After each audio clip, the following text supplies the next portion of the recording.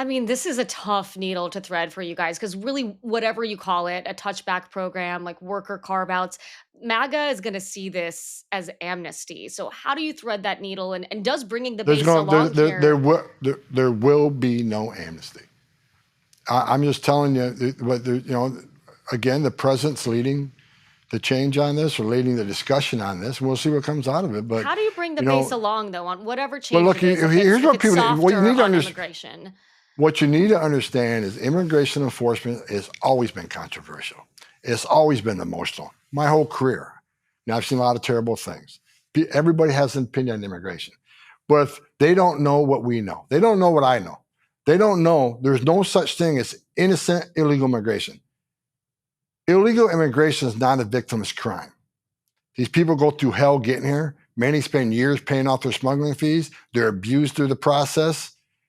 And we're a nation of laws. So we'll enforce the laws. So again, I don't want to get too far into the weeds on this because this discussion is just starting. Yeah. We got the best minds in the government with decades of experience on immigration, policy, immigration enforcement, border security, all getting together and developing policies that make sense for this country. And I got total faith in the president that he's going to come out with the right recipe on all this. How do you engage with other cabinet members, though, folks like Brooke Rollins, who do have different priorities? Like for her, it's representing interests of farmers and agriculture groups. Like, what is that push and pull like in the room? I would rather have a room full of different opinions and everybody coming in and just being a yes man, a yes ma'am, yes ma'am, yes sir. Everybody in this administration, I actually think is a very talented administration with decades of experience. I think is great and beneficial when you get into a room, you have all this different opinions and experiences. Because look, I've been doing this a long time. All the ideas I come up with, they have not all been mine.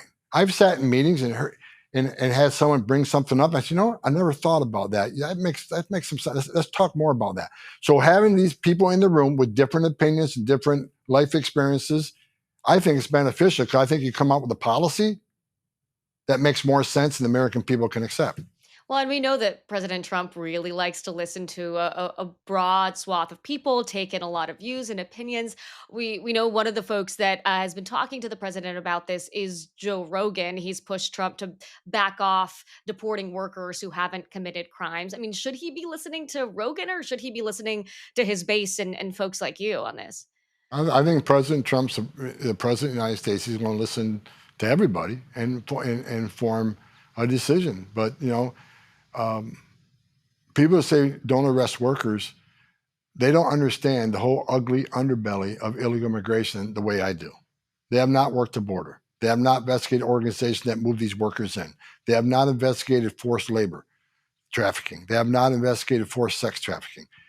They have not investigated workers, employers who pay the aliens less, keep part of their paycheck, charge them from room and board.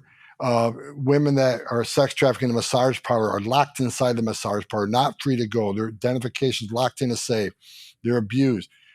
People need to understand the whole world of illegal immigration before they form an opinion because they don't know, for instance, what I know.